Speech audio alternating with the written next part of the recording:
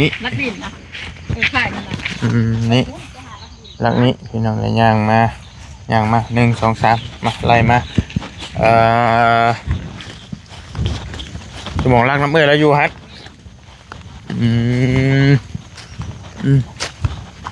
แต่มัน6แล้ว1เนาะมันแปลนมันก็ที่ซ้ำตัวนี้ละนี่ประมาณโอ้ตอนห่อกันเอาเบิ่งตัวนี้แทนกันแล้วกันเพราะว่ามันแปลนเนี่ยเป็นว่าเพิ่นถือว่าเจ้าขายดินเพิ่นแล้วเนาะเบิ่งตัวอย่างนะพี่น้องนี่20 คูณ 20ทะลุไปนี่เป็นแคมคลองบ่เอ้ย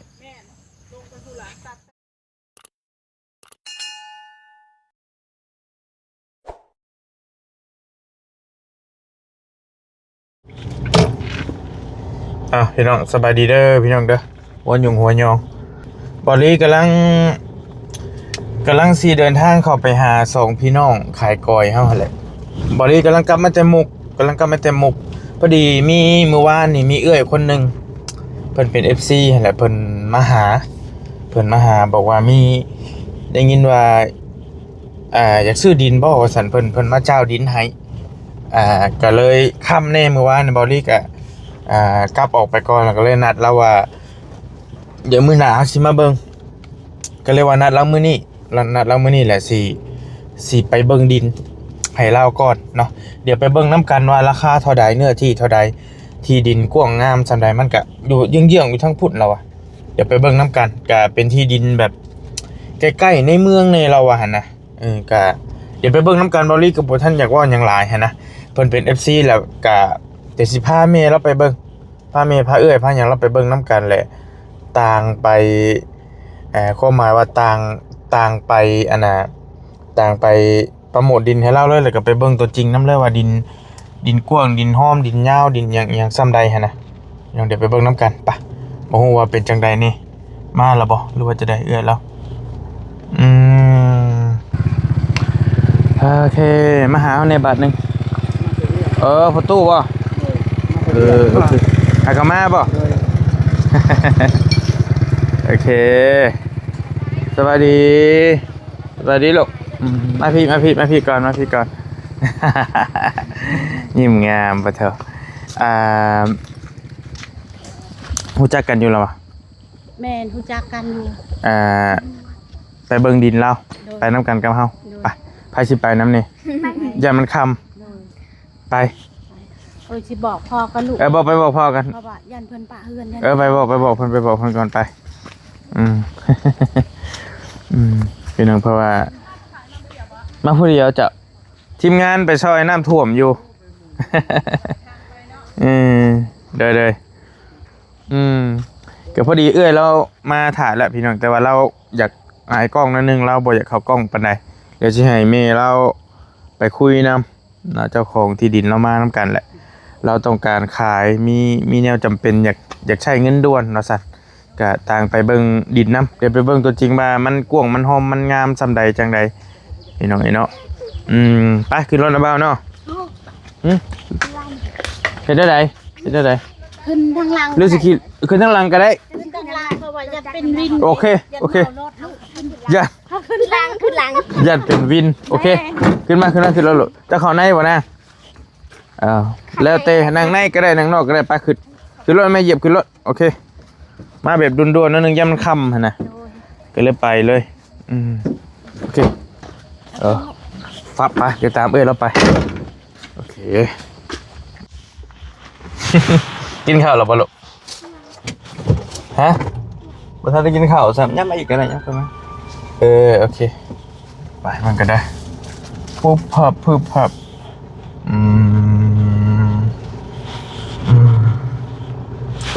นี่ใครมาหามานี่จับใส่ดูหลายคนอยู่บ่มานี่กะหลายคนอยู่โอ้มีเบาตูนเบาเงาเข้ามาโดยโอ้มาเป็นคนเลยแล้วบ่าวเป็นคนสุดท้ายหมู่เนาะโดย เดี๋ยวไปเบิ่งดินตัวจริงน้ำกัน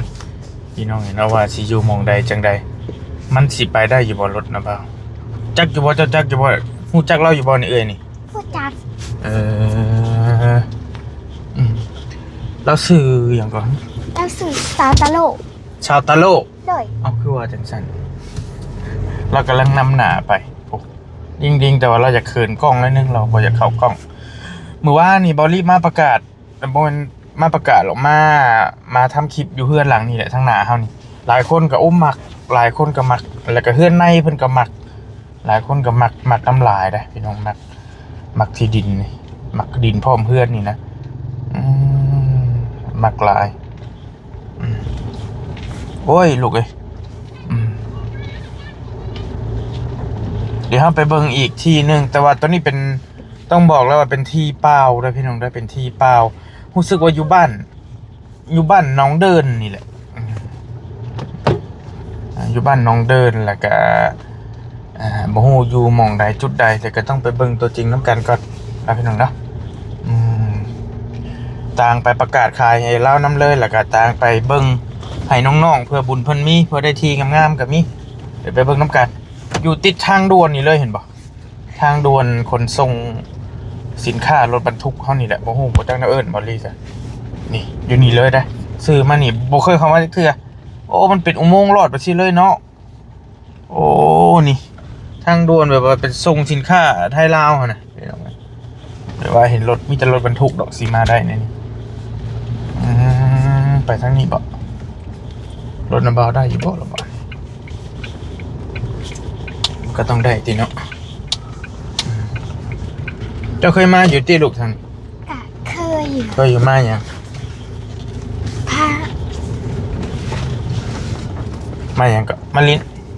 มาหาเฮ็ดบ่มีบ่เฮ็ดแถวนี้ มาหามา มาหาหน่อไม้โอ้ ไปแถว บ่ เทวทาง หน่อ คุณกะ หน่อไม้หยังแถวนี้ กะสิเป็นอุ้ยอีชังวะ เฮ้ย แมว โอ้ยตกใจก่อน เฮ้ยสีขาว หน่อไม้ไรบ่ โดดมันเถอะกันน้ำไม่ไหลน้ำไม่บุก หน่อไม้บงก็มี โดย ม ลงไปนี่กะเป็นกอนหน่อไม้หลายเติบ บ่ โดย โอ้ กะมาหาแถวนี้แหละ อืมโอเคเป็นเอาไว้มากำลังเดินทางไปติดทางด่วนนี่เลยโอ้ขับเลยทางเป็นดินแล้วอ่ะเป็นดินจัดสรรดินงามได้เราอ่ะใกล้ในเมืองพ่อมนี่ออกมาเยื้องๆมาพี่อีกทางน้ำก็เป็นลินสวนน้ำบ่ลูก บ่ จักอยู่แม่นบ่จักบ่ กะจักกิน เออ เขาเอา มันบ่าวพาลูกสาวมาลินเรื่อยอยู่ทางแต่ว่าเส้นนี้ยังบ่ทันเคยเข้ามานี่เนาะมันแบบมันเลาะๆหิมมาพี่เมย์จะวินน่ะไปจังเมย์ กูรถนั่งอยู่หลังปุ๊กปิ๊กอยู่ เราเมารถบ่ โดยยัง เอ บ่ อเจ้าบ่เมาบ่เจ้าก ะเมื่อคืนนี่กะรับแห้งดี ขี่รถนั้นมาเบาน้อยเดียวน่ะ โดย กับบ่ว่าติเมางานปานนั้นบ่ ข้างหลังคือเวชานี่มันเถื่อนเมื่อบาดกับเมาอีดี เมาอีหลี ลงมาจากหลุดจนได้ห้า บ่ไผมาลินนำหาเซล มุ่ง อืม น้ำมนต์ธิดาเรามาหลีกน นางมนทิดา ำโดยกับ บ่ เท่า บ่อันผู้ใหญ่เนี่ยนะพี่น้องบ่ลูก โอ้ ผู้ขับรถจักรรถหยังหั่นน่ะแล้วก็คือเห็นเต็มอยู่ อันเขาเจอมาหาพ่อ อืมโอเค เล่าเรื่องเรียกเรื่องนะ โอ้ทะลุมาพี่เลยพี่น้องนี่เนาะ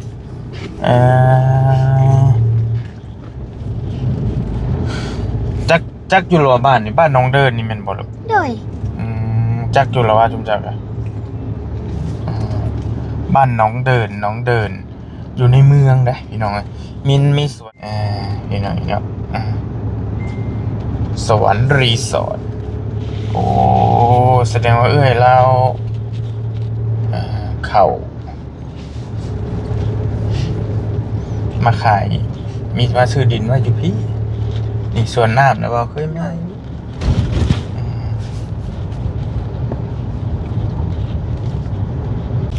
ไปเดี๋ยวตามแล้วโอ้อยู่ในพี่เลยนี่เนาะโอ้คันได้อยู่พี่มันกันในเมืองแล้วนี่เนาะแหละเนาะ โดย เฮงไปสะดวกมาสะดวกก็อะไรวะแต่ว่าราคาจักสิเท่าใดแล้วนี่ไปเบิ่งน้ำกัน เราสิขายได้เท่าไรแบบใดนะเราห่อนเงินเราอ่ะตัวเราว่าอยากได้รถนี่ตามเราบอกให้ฟังอยากจะซื้อรถว่าสันดับพี่น้อง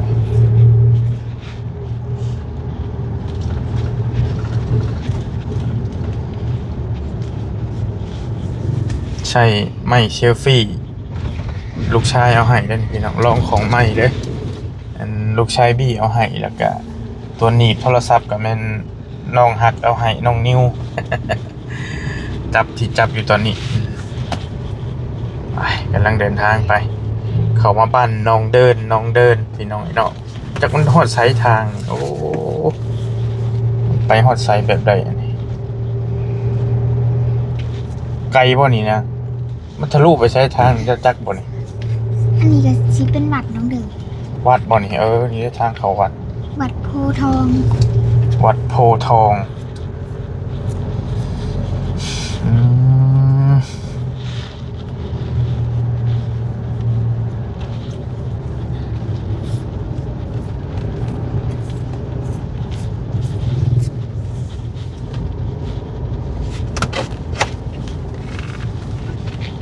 แต่ว่าดินในเมืองเด้อน้องเด้อ ไกลเต๋อ ไกลเติบเนาะไกลเติบก็คือสมบูรณ์เป็นแต่ยากที่ในเมืองฮึบมีหันขายเขาเจ้าขายอยู่นี่ลัดเข้ามาทางลักแปะได้หม่องไฟแดงเข้ามานี่เลยนะพี่น้องเข้ามาง่ายๆเลยมีหันขายโอ้สะดวกสบายเลยเบิ่งน้ำกันตัวจริงก็ลาวปูนเพื่อนผักบ่มีอันนี้ลาวเองโอ้มาพี่เลย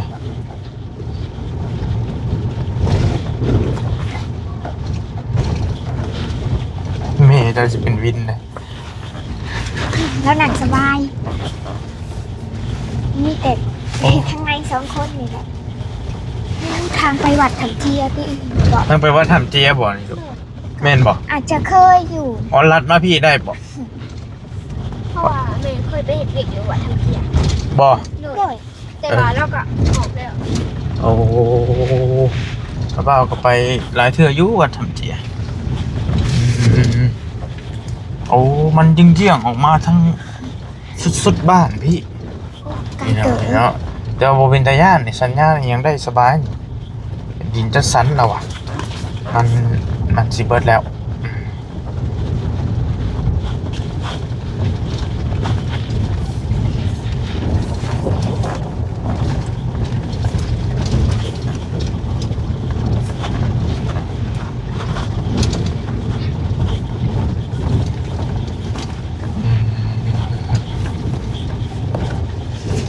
ครั้งแรกได้ที่ได้เข้ามา อันนี้ก็จะเป็นทุ่งนาน้ำมีเขา มีหันค่าอีกเขาอันนี้กันมีหันค่ายมีต้นไม้ต้นตอกเนาะตามถนนหนทางก็เจ้ามันแต่ดำให้ดำหน้านี่เห็นบ่พี่น้องมันก็งามนี่จะออกมาอยู่สิบ่บ้านสวนนี่โอ้คักโอ้ยซุบซุบแต่ว่าก็ไกลตึบเนาะล่ะเนาะ โดย เฮ้ยได้คือสิฮอดแล้วนะบ่าวเบิ่งดินเริ่มเห็นเป็นล็อกเป็นแลกแล้ว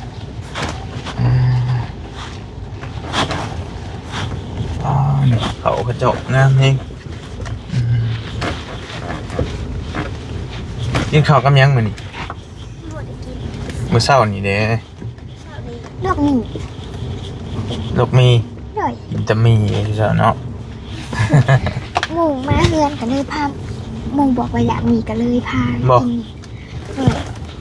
ผัดไผ่หมูมนทิดาหั่นบ่ โดยน้ำมนต์ธิดาเลกาท้าวสุขสาคร อ๋อ ทางเฮือนคู่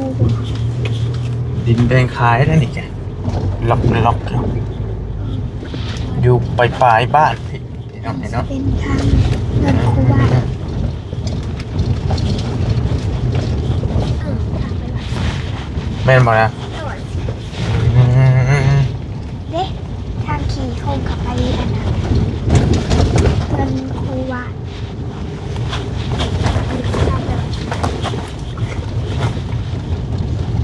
แล้วใกล้เติบแค่นี้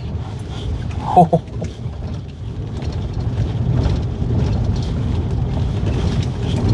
อืม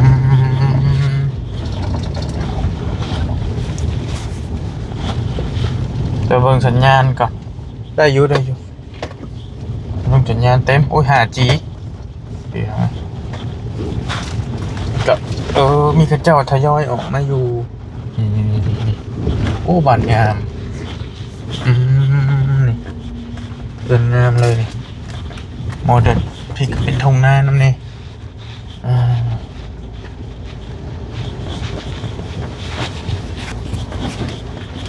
ชิเมนได้จากนาทีแล้วมา10 ปลายนาทีแล้วนะยังลัดมาแต่เฮือนนอกเป็นก็ค่อยๆมาทางมันก็แลนไว้บ่ได้คือว่าฝนตกกะ40เปิ้นนิดนึงอันแต่ว่ามันเริ่มแห้งแน่อยู่ได้โอ้แต่ว่าไกลเติบอยู่10 ปลายนาทีก็ได้ประมาณสัก6 ลักแล้วไปจากกันสิบ่กลัว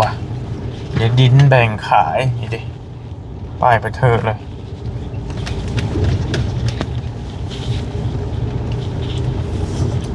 นี่มีใบตะดินขอบทองทุกตอนนี่กัน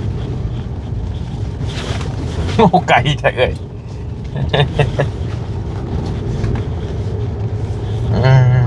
เพื่อเดินค่ะบอกว่าค่ะทางเดินมาซื้อดินมีเงินมีแบบ เอาเลย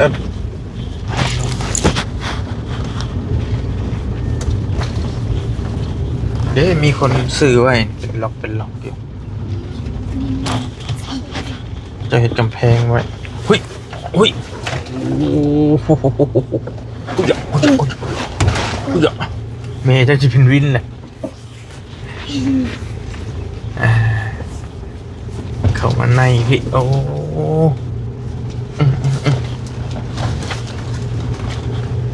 เอาอยู่น้ำเมย์ป่ะไปเปิดให้น้องได้ไปมารถเลย ไปอยู่น้ำเมฆคือกัน ไปน้ำเบิดชงเลยว่าโอเคเอาไม้มาให้เราบ้าก่อนเป็นเมารถเลยโอ้ยไปกระบะอย่างเมารถบัดเลยบัด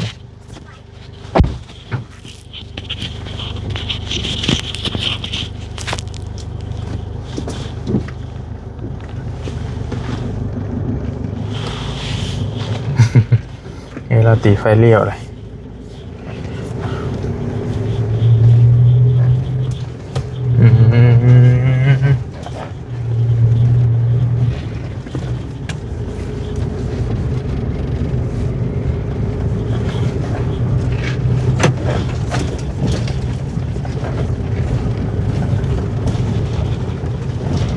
โอ้นี่ดิเข้าไปนี้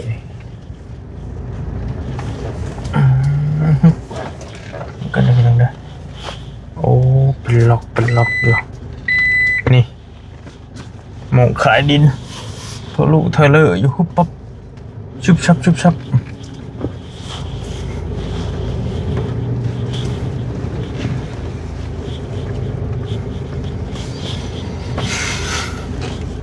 แล้วก็เป็นมีไฟเขาเป็นล็อกแค่อยู่บ้านดงนาคำที่บอลีเคยไปช่วยเหลืออยู่พุ่นแหละแต่ว่าอยู่พุ่นล็อกละ100,000 บาทแต่เพื่อนน้องทงเลย70,000ในแล้วแต่ดินมันปิดปลายมันเองกันนะแต่ว่าอยู่พี่กับบ่ฮู้ว่าเราสิว่าหม่องคายเท่าใดแบบใดแต่ว่าเบิ่งตัวจริงน้ำกันแต่มีคนมาอยู่หลายแล้วนี่โอ้นี่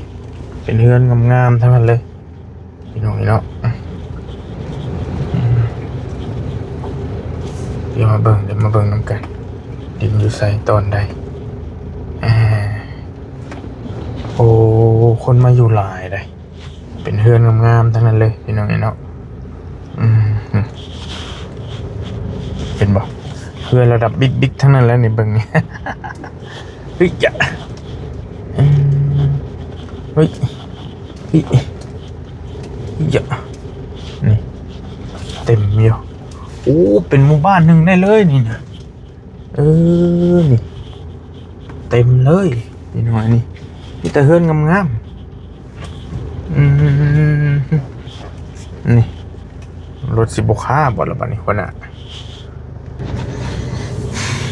เลี้ยวเข้ามาในพี่เอกกะทางเข้าได้ทุกซอกทุกมุมพี่น้องก็เป็นทางแดงเขานี่แหละเข้ามาดินก็เป็นล็อกอยู่โอ้โหมันก็ซอกแซกหน่อยหนึ่งอยู่ถ้าจะไม่อยู่มองไหนเจได้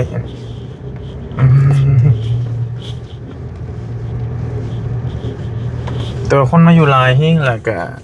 มีแต่เฮือนแบบว่าเฮือนหลังงามๆเลยพี่น้องเฮือนแต่ละหลังก็แบบว่าเฮือนสไตล์โมเดิร์นหลายอันหลายอย่างหลายแบบหลายสไตล์มาเบิ่งก่อนแมนอยู่มองใดบ้านนี้คือสิฮอดแล้วเราจอดรถเลย มารถดิกระทึกลงมานะลงมาตอนไหนไปเบิ่งน้ำกันตัวนี้บ่เอ้ยคือมีเสาเฮือนนำบ่เลยค่ายนั่นแหละค่ายเขาเพื่อนนั่นแหละมันเจ้าคุณเจ้า อ๋อ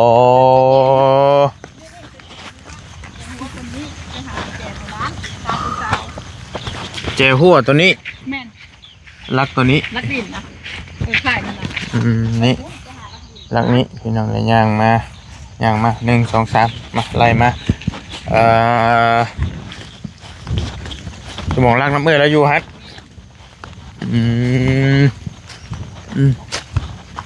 แต่มัน6ตัวหนึ่งเนาะมันแปลนมันก็ที่ทราบตัวนี้ละนี่ประมาณ โอ้ ตอนห่อกันไม่ใส่นี่เอาเบิ่งตัวนี้แทนกันแล้วกันเพราะว่ามันแปลนนี่เป็นว่าคนที่ว่าเจ้าขายดินเพิ่นแล้วเนาะเบิ่งตัวอย่างนะพี่น้องนี่20 คูณ 20ทะลุไปนี่เป็นแคมคลองบ่เอ้ยไม่เคยมาอยู่บ่นี่บ่เคยมาจักเทื่อแต่ว่าเป็นดินเพิ่นดินบุกเบิกไหมเฮาเบิ่งแม่มายืนพี่ก็ได้มายืนอยู่ทางพี่มายืนในน้ำแม่พี่ละ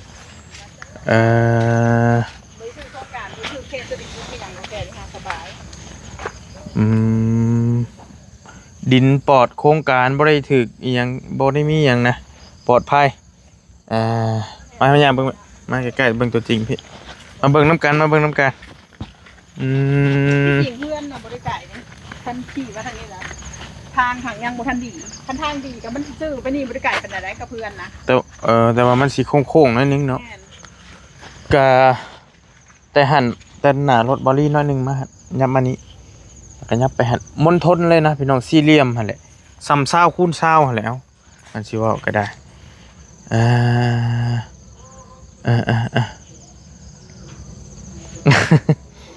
เฮานึกว่าตอนนั้นบ่แม่นมันชุดแปะกับเพื่อนตัวนั้นนะเนาะชุดตัวนั้นเนาะสิซ้ำวงเวิงซ้ำนี้พี่น้อง20 เมตรคูณ 20 เมตรเป็นสี่เหลี่ยมเลยแต่อันนี้ต่างหากอันนี้บ่เป็นดินเขาเจ้าต่างหากนี่มีไฟเสาไฟใกล้ๆเลยเสาไฟแล้วก็มีแต่เฮือนหลังงามๆเลยพี่น้องไอ้เข้ามานี่แกงามครับว่ะก็เจ้าเฮ็ดคักกันเลยมายืนอยู่ทางหน้าครับพี่บัด3 คน งามบ่มันก็งามอยู่แต่ก็โอเคหันหน้ามาหาครั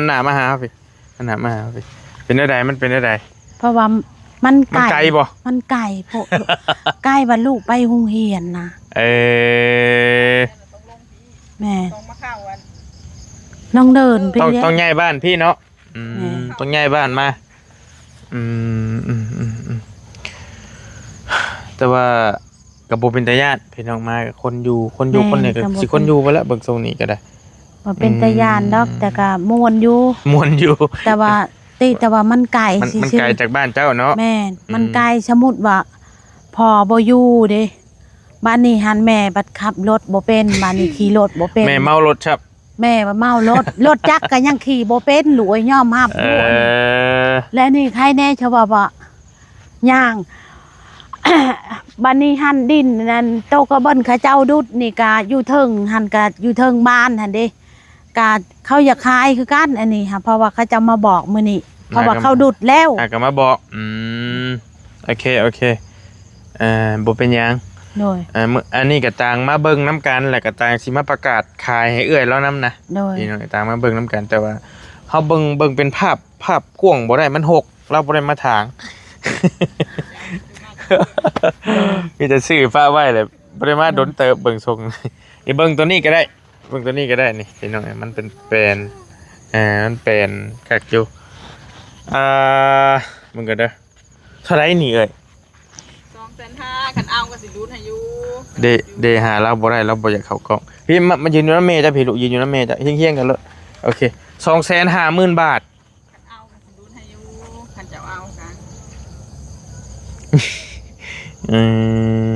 20คูณ20 การว่าลูกไปโรงเรียนก็มีรถมีล่างเที่ยวใครได้ลูกเอ้ยอันนี้รถผัดบ่มีบัดนี้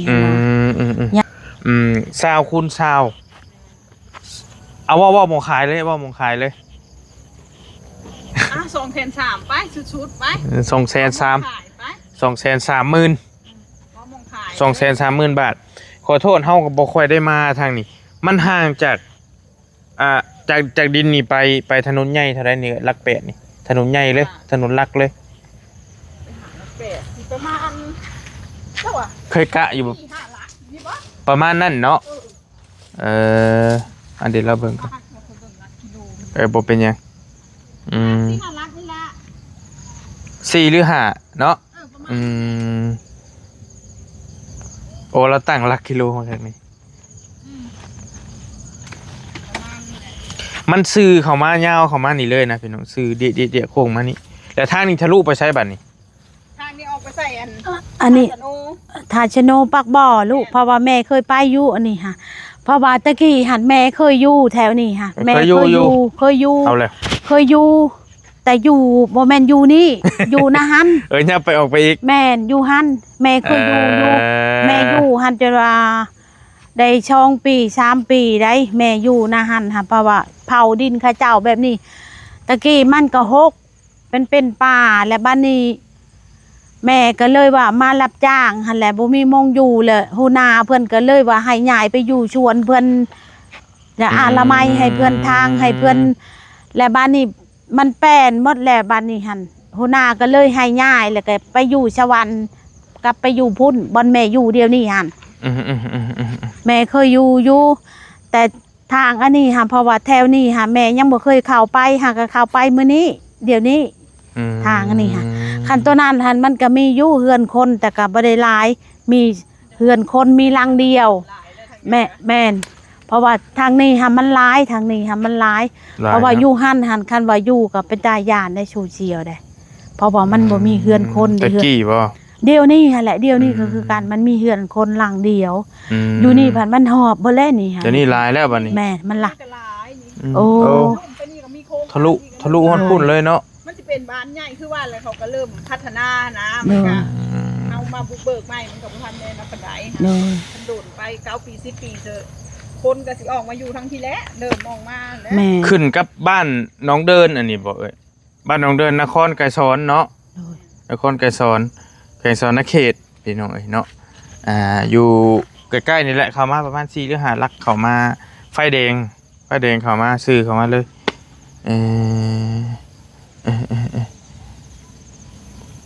230,000 บาทแล้วว่าหมองขายเลย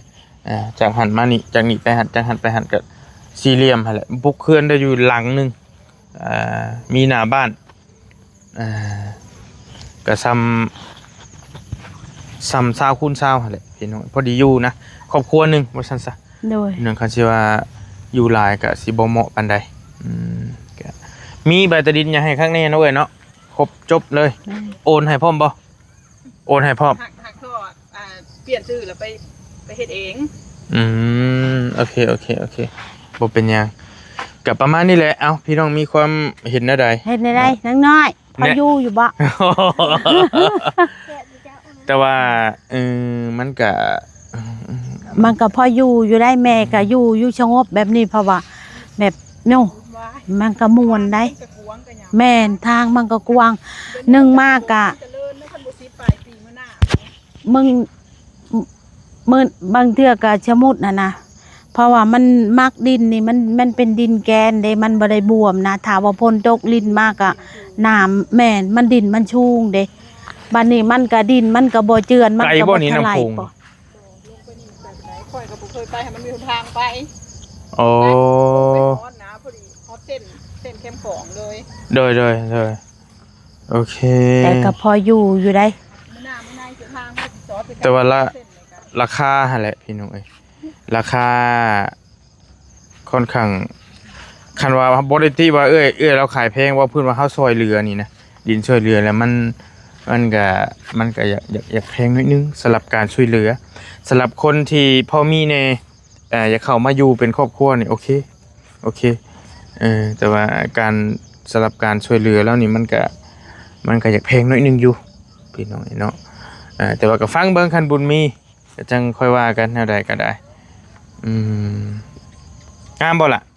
ก็พออยู่ พออยู่ แม่ก็มักอยู่ดินนี่มันชูงเด้ลูกเอ้ย เพราะว่าคันพ้นตกนี่มันก็ดินมันก็บ่ถล่มมันก็บ่เจือน มันสูงแม่นบ่ น่ะแม่ มัน มันเป็นดินแกนเด้อันนี้หันดินแดงเด้ ขนาดมายามฝนเนาะ แม่ เพราะว่าดิน งามบ่นะ แต่ว่าอยากไกลน้อยนึงเนาะ โดย อันยัง ก็ บ่ทั จะ น ว่าอยากไกลหน่อยนึง ยังบ่ทันลึง แม่น ยังบ่ทันลึงอ่ะนะ แต่คันอยู่ มอง กับคันว่าอยู่อีหลีแบบมันเป็นเฮือนเป็นชานแล้วก็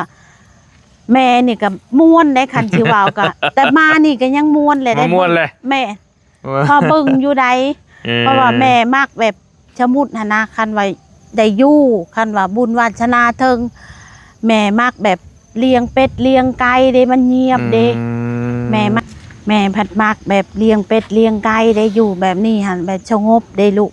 บ่ได้ยินเสียงตู่เสียงหยังหั่นนะ บ่ต่อไปมันสิมีแล้วเหรอวะ แม่น พระเจ้าย้ายมาอยู่เนี่ยกำลังเฮ็ดนี่หลังนึงก็เห็นอ่ะ โดย แต่ กำลัง ก็ เริ่มเฮ็ด แต่ก็ยาเพราะว่า อืม ก็อยู่ หวงค่อยจะออกเส้นทาง แม่น คักอยู่มันก็พอไปพอมาอยู่พี่น้องไอ้เนาะมีแนวจำเป็นบ่เอ้ยจังได้ขาย เป็นจากใช้เงินกัน อยากได้เงิน เอ้ยซื้อไว้ดนแล้วบ่นี่ ว่าง5-6 ปีนี่ล่ะ โอ้โดนเติบแล้วเนาะ อ๋อ เขาได้ถูกมาดอกคือเห็นนั่นแหละมันยังหกงานคอยหกเดี่ยวนะ โอเค